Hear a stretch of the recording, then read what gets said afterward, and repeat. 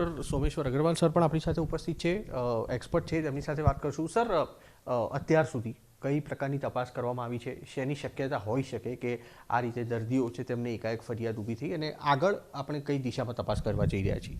જેમ આપણે ડૉક્ટર સ્ત્રીશ સરે જણાવ્યું કે અહીંયા અમારી ટીમ આવી છે અને અમે લોકો અહીંયા દર્દીઓની પહેલાં ક્લિનિકલ તપાસ ચાલુ કરી કે કઈ પરિસ્થિતિમાં છે, એને કેટલું નુકસાન થયું છે અને એને આગળ નુકસાન ના થાય એના માટે આપણે શું કાળજી લઈ શકીએ. સાથે સાથે અમારી ટીમ જે છે અહીંયાના સેમ્પલ કલેક્ટ કરે છે. અહીંયાનું જે કારણ થયું હોય એની પ્રાથમિક તપાસ કરવાની અમે ચેષ્ટા કરીએ છીએ અને પછી પેશન્ટનો જે બી સારી રીતે ટ્રીટમેન્ટ થઈ શકે, જેમ સાહેબે જણાવ્યું, એક ટીમ ઓલરેડી કાર્યરત છે ત્યાં વિરમગામમાં અને અમારી ટીમ બી એને સાથે સંકલન કરીને આગળ વધશે કે શું કરી શકાય એના માટે.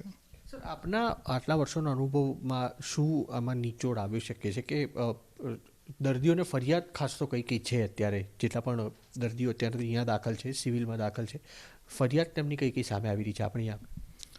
યુઝલી કોઈ બી એન્ડોફથેલ્માઇટિસ હોય એમાં પેશન્ટની પ્રાથમિક જે કમ્પ્લેન હોય એ ડિમનેસ ઓફ વિઝન હોય.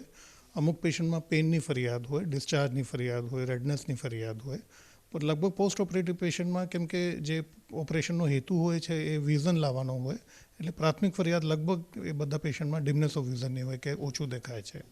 સર, આની પહેલાં લગભગ 1-1.5 વર્ષ પહેલાં અમરેલીથી પણ આ રીતના એક ઘટના બની હતી અને તે વખતે તે તારણ સામે આવ્યું હતું કે મોતિયાના ઓપરેશન બાદ જે ડ્રોપ્સ નાખવામાં આવ્યા હતા તે ક્ષતિગ્રસ્ત હતા. આમાં આ પ્રકારની પરિસ્થિતિમાં આવી કોઈ ઘટના હોવાની અથવા આવા કોઈ સંજોગ હોવાની શક્યતા ખરી? અત્યારે અમે તપાસ કરીએ છીએ અને અમે સેમ્પલ લઈશું અને તપાસ પછી જ ખ્યાલ આવશે કે એમાં શું કારણ હતું.